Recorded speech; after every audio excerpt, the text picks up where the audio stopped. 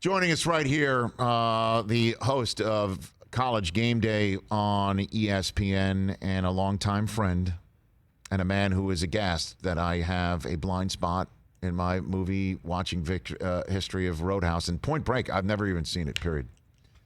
It's Rece Davis. How are you, Rece? I'm doing great, Rich. How are you? I'm doing fine. Are you embarrassed to know me now, Rece? Are you embarrassed to know me now? No, not at all. God Actually, bless you. because as I texted you while I was watching your show and came across this little piece of knowledge that surprised me. Yes. Roadhouse is an awful movie. But it's so awful that it's awesome. Exactly. And I watch it every time I stumble across it, or at least watch a good portion of it. And much to my wife's chagrin, but wait, they're about to tear up the Double Deuce right now. So I have to watch it.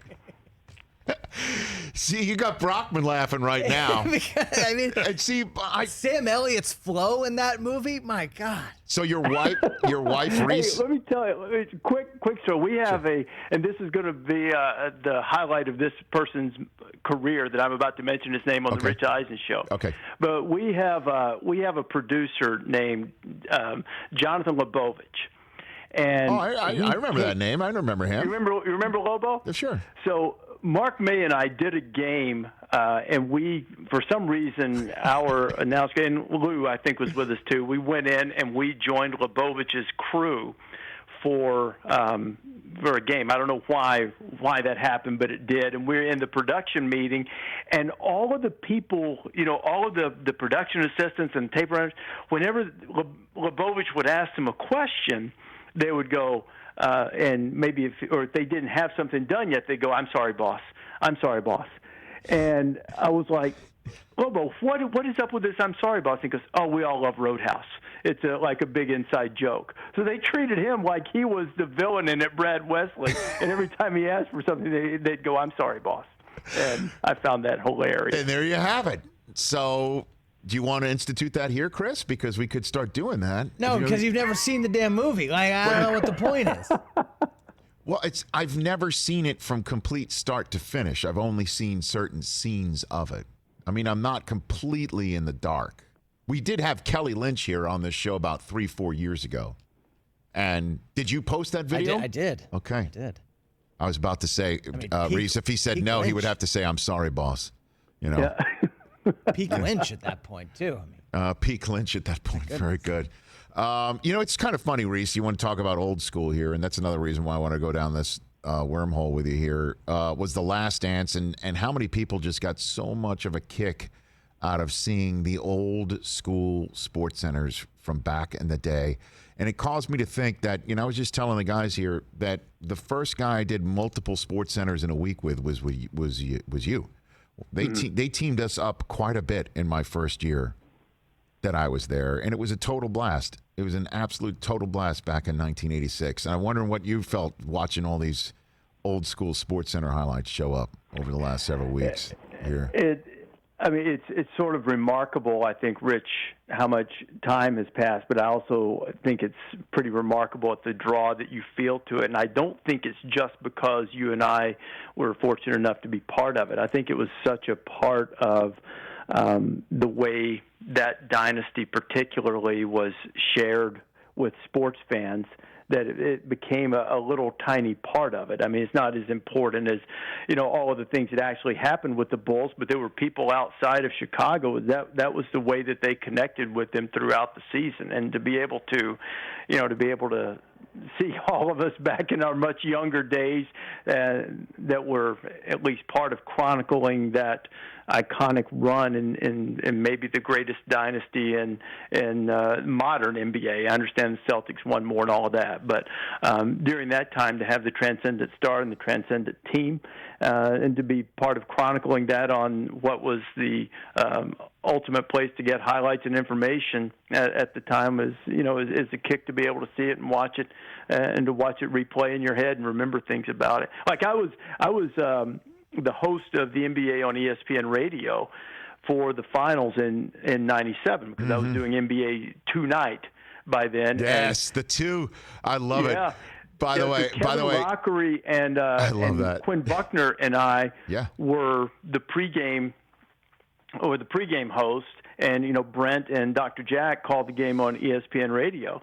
And the flu game or the poisoned pizza game or the bad pizza game or the too many cigars game or whatever it was that made Michael sick, we were in our pregame show, and Quinn had some, because of his friendship with Michael, had some access back there, and off the air he was like, Rece, I don't think he's going to be able to go. And I'm like, you're crazy. There's no way he won't play.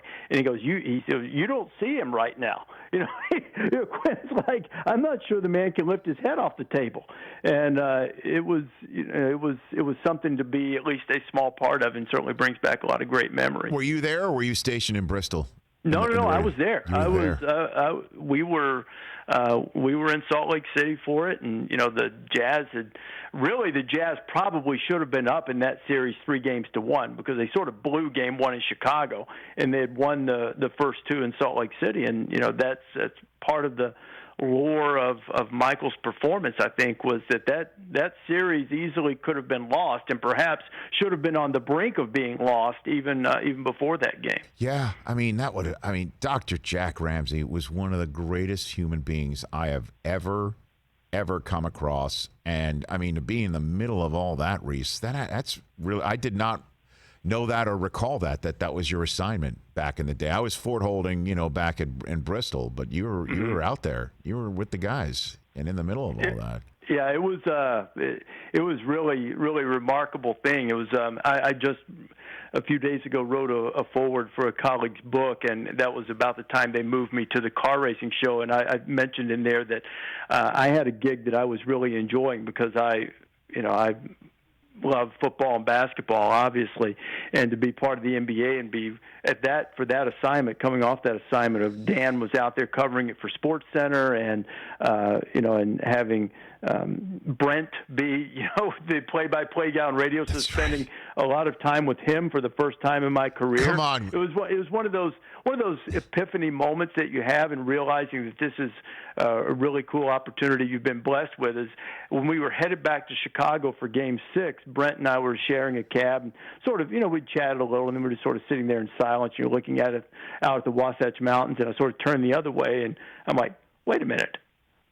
I'm in the backseat of a cab with Brent Musburger. How cool is that? So it was like one of those moments you're kind of going through doing your job and not allowing yourself to be affected like that in that moment was pretty cool. Who paid for it and expensed it, Rece? You were Brent. Do you remember? Oh, I did for sure. No, I'm kidding. I don't know. I don't remember. I figured I'd ask. So yeah. The car show that you did was that RPM 2 night? Was that RPM 2 night? Yeah. I remember that one. RPM 2 night again, and when they called and asked me to move, Rich, I told them, I said, look, if you guys think, hey, let's get the Southern guy to do the car racing show, I said, you got the wrong dude. Well, here's the deal. But I'll learn it, and so that's what I had to do. I had to learn it. I certainly didn't know it. Well, let's go down a little bit memory lane here a little bit more with Rece Davis, who I've known, good Lord, for about 24 years now, right here on the Rich Eisen Show. I never hosted NBA 2 night. I never hosted NHL 2 night. That was Bill Peto's territory. But I did do one of my first assignments when I was there. I think it was, you might want to look this up, Chris. I think you look like you're already looking something else up right now, but you might want to look this up. I think I did the intermission. I hosted the intermission segments for a 4 overtime playoff hockey game. I think between the Penguins and Flyers. Could have been the Flyers Penguins. It was at the time the 3rd longest hockey game in the history of hockey. The 2 other ones were from the 30s, well before there was television, let alone cable television sponsored intermission segments. I held a record at that point in time. So that was my only NHL, but I went up to NHL 2 night where Peto went on the air, I think, at 2:45 in the morning. Was this in 2000? No, this was in 1996. Okay. Because the Flyers Penguins played a 5 OT in 2000. And here's another one, Rece. I hosted one single RPM tonight. The one, I think because Kenny Mayne got sick or something like that. Yeah. And so I think I went on the air and started by saying, I'm the only host in RPM Tonight history who has to call AAA to change a tire. That's a great line. I'm the only one. I did not recall that. I'm the only host in RPM Tonight history who's got to call AAA to change a tire. Right. I got April 24th, 96, Yes. Penguins, Caps. There you go. Peter Nedved in the fourth overtime. God bless him. He sent me home and Bill Sends Pito him on the air. home. And I was, I got there in February of '96. So that's what I was doing. It's probably a few sports centers with you. And then that's it. Those are my only two-night historic moments, Rece, back in the day. Yeah, it was quite a training ground. I did a few of those intermissions as well, and you were kind of out there without much of a safety net, but it was fun, man. I mean, those are the things you end up talking about more than anything else. Is those nights, or the night that Jim Everett and Jim Rome got in a fight, on that predated on the me. old Jim Rome were show you there? And all that. Were you there? Call me Chrissy one more time and all that stuff. Were you there for that, Rece? Because that predated me. I don't think I was there. I think I was on the old Sports Smash the night after, so it was still buzzing. I don't know if Kenny had duty that night or who it was, but that was my first assignment, was the Sports Smash updates at the top and the bottom of the hour on the old ESPN2 grunge graphic look. Well, you could have, Rece, done those State Farm deep fakes as yourself. You're I think the only one that could have done it today without any deep fake, because you look exactly the same as you did back in 1997 and 98. You're the only one, I think, Rece. I don't know what's in the water with you. My son and I were just sort of laughing about the way you age and how much different you look, because they pulled out the first Kevin Garnett game in Chicago highlight last night on the SVP show, and Levy and I had quite the salad on top of our hair, which coincidentally looks a lot like my quarantine hair right now. Nice. There was a lot of it, but you I don't know. I think I look a lot different, but I do fear that one day I'm just going to wake up and, right now I'm 54, and hopefully I can pass for that, or a few years younger, but I'm afraid that one morning I'm just going to wake up and look in the mirror and I'm going to look 83. No, you're not. No, you're not. You're not going to like Bob Barker at one day where you're going to suddenly look 80 years older. Like, Rece, do you get carded? Come on, man. Yeah, I take it as a compliment when it happens. Yeah. Are you serious? You really get carded in Connecticut? No, I don't get carded. Okay, no, sometimes I think I want to be, and then I realize that the thing that has made me grasp my age is I won't say I was offended, but up until the last few years, you'd meet somebody at college game day and some kid would say, hey, I grew up watching you. And I'd almost be offended by it and go, no, you didn't. I haven't been doing that this long. And then it occurs to me, wait a minute, you're the same age as my kids, and my kids certainly grew up watching me, so yeah, I guess you did. So, Rece, I remember you and your wife were so kind in my first year there. We were talking about 96, so I spent Thanksgiving of 96 with you in your house. You invited me there because, my parents lived in New Jersey at the time, and I couldn't get there. I think I was doing a SportsCenter or something like that. You invited me in.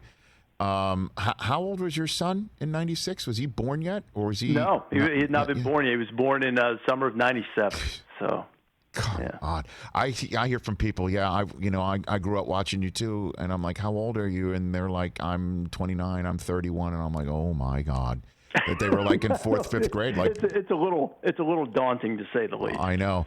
So a few minutes left with you. Let's talk about it. My college coach, Jim Harbaugh, went on Get Up today, and I guess this might also be the sign of the times that this is quote unquote news.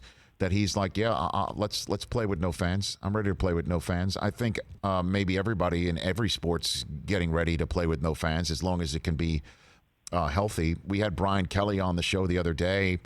From Notre Dame, and he was talking about, they're getting ready for no salad bars. Like, they literally are down to the granular level of planning for when the kids, if they do come, and that they don't have a protocol to hand to parents yet, because the parents need to put kids on the plane to put in his care to actually maybe go back to school and play football. What do you think? I'm sure you're asked this all the time. What do you think about the prospect of a college football season in 2020, Rece? I'm still optimistic, and more optimistic by the day that it will happen in some form. Obviously, it will be adjusted and almost certainly adjusted in terms of the crowd, perhaps adjusted in terms of schedule, whether that's truncated or rearranged or mostly conference games or whatever that might be. But I think that there is such momentum, Rich, and such a need financially for the schools to play. And honestly, I think it's a pretty cynical view to say it's just financial. I think that really the culture needs it, a return, if we can safely do so. And I would hope that goes without saying. But if we can, undertaking a reasonable amount of risk, everything carries some risk. If we can undertake a reasonable amount of risk and think that we can do it almost as safely as possible, I think it would be good for everybody if we play. I think the players' considerations and whether they think that they feel secure and safe doing it should carry a lot of weight, too. We haven't heard enough from them. I think that most people in that age group and, having a college athlete in the house is itching to get back. I think most feel like he does, that they want to undertake the risk.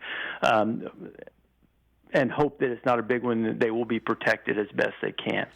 But I'm optimistic that they'll play, and I think Jim's right. It'll probably be in front of limited fans or no fans, and it will certainly be a different viewing experience for people. But I think in the long run that it would be something that would be healthy if, as you said at the beginning, if we can do it reasonably and with as much safety as possible. Yeah, I guess so. I'd love it too. Again, we have no earthly idea what's going to happen and how it can happen, but you're hearing that if kids aren't back on college campuses from various Big Five commissioners of the sport, that there's going to be no sports, and you have to wonder, how are kids going to be back on college campuses right now? That's the one thing that's difficult to get past. I saw the plan and read the plan that Notre Dame has in terms of they've adjusted their academic schedule, and this is not just for athletes, this is for students as well. And I do believe that because of sort of the insular nature of Notre Dame and everybody living on campus throughout there, that if there's any place that can do it effectively, I would put my money on Notre Dame to be able to do so. And I'm sure that they still understand that there's some risk involved. So sure, the issue is there. The issue there is, Rece, as I talked about it with Brian Kelly, is that their schedule is like a United Nations of conferences. So there's, I believe, 6 ACC, couple of Big Ten.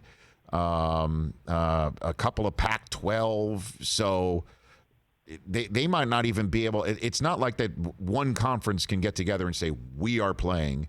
Thus, there are 10 to 12 teams within that conference that has an intact schedule. I do believe, did Brian Kelly say something about Western Michigan? If the ink was dry, they were going to show up to play, is what he said. Yeah. They've got a game against Navy in Ireland, for crying out loud, in which he theorized they could possibly play that in Maryland.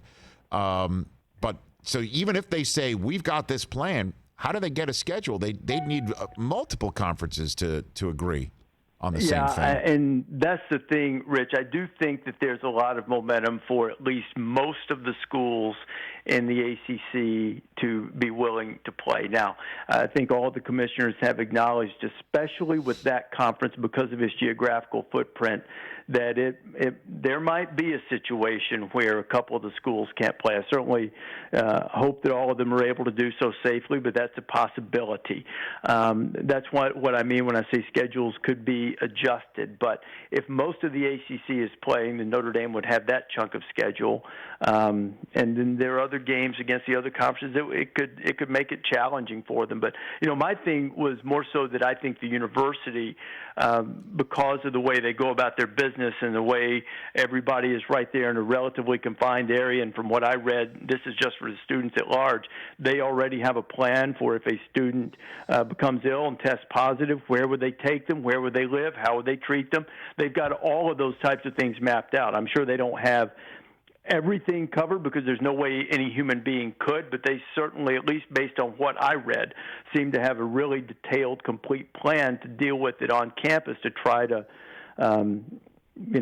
ensure everybody's health, be tested when they come in and all of that kind of thing. So, but as it pertains to football, it certainly would be a challenge if a couple of programs on their schedule were not in a position to be able to travel or play, and it would create some challenges. But I think that I'm still optimistic that the majority of the schools will be able to play, and I hope that all of them that feel comfortable doing so are able to do so. How's Corso? Is he good, healthy? Is he he's quarantined? I mean, how's he doing? I talked to him just a few weeks ago. He sounded great. Said that he was staying away from everybody and just hitting the lake close to his house and doing some fishing.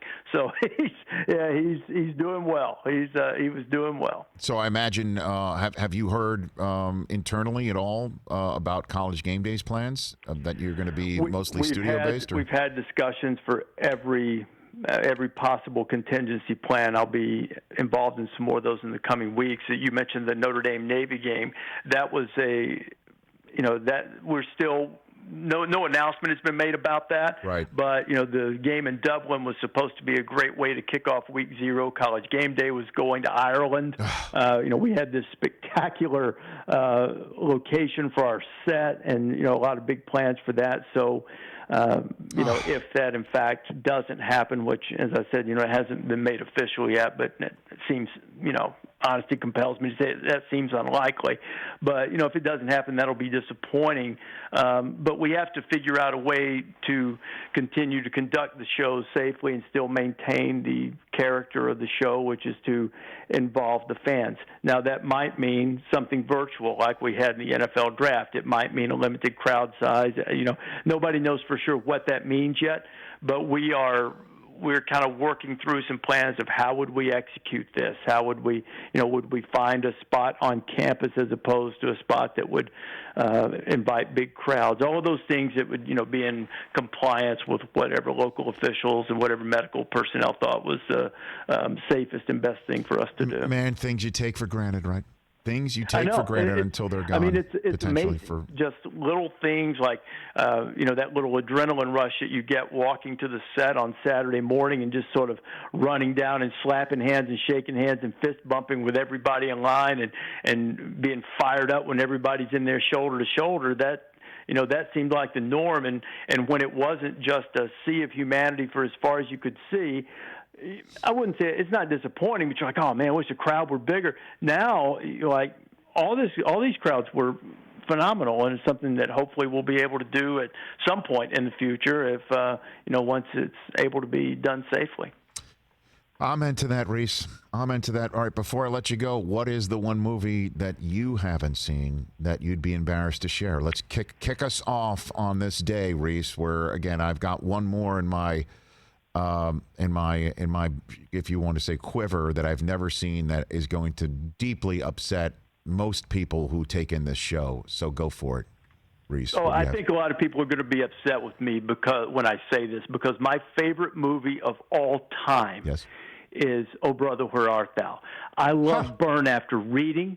I love Fargo. I love Raising Arizona, and for some reason, I've never sat down and from start to finish watched The Big Lebowski.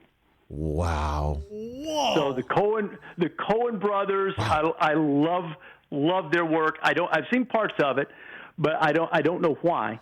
I just haven't seen that one. Okay, and I need to do so. So now here's the neat thing is in the same way I've never seen Point Break, and I know you guys are telling me, hey, sit down, it'll be great. I still wonder if after 2 hours I'll wonder why I did that. Okay, The Big Lebowski, I'm like jealous that will be new to you. John Goodman, John Turturro, obviously, the great Lebowski himself, and Jeff Bridges. That's just to name three. All right, so put it all together. By the way, I do believe there is a through line between Roadhouse and the Big Lebowski in the character actor Ben Gazzara, I think, was in both of them, Rece. So you've got a little bit. I've got a Ben Gazzara blind spot, and you've got another one, too. I will look for it. Okay. I'm going to watch it. As I said, I've seen parts Lebowski. of it. I don't know. It's one of those things you can't explain why. Okay. But I just haven't. All right, Rece. Thanks. What are you doing right now, Rece? Yeah. You think I should go watch? It's that important. I should go watch it right now. I think that's a pretty good idea. Your children are grown and they're out of the house. Essentially, is it just you and your wife? No, my kids are back here because of the quarantine. They're both back here. Yeah. Okay. Well, I've got like homeschooling going on. I've got a lot. I couldn't even imagine it when I'm fitting Point Break in at all with an 11, 9, and 6 at home. You've got some Big Lebowski time. I think that you can possibly fill in there, brother, and fill this spot and let us know what you think. I will. I will give you a comprehensive review once I do that. Rece, you're a good man. Thanks for watching yesterday Rich, and texting me right away. That was stay great. Safe, stay healthy. Right back at you. That's Rece Davis. The best. No Big Lebowski. That's a pretty big one. Hey, you watched all the way to the end. Thanks for that. Watch more right here.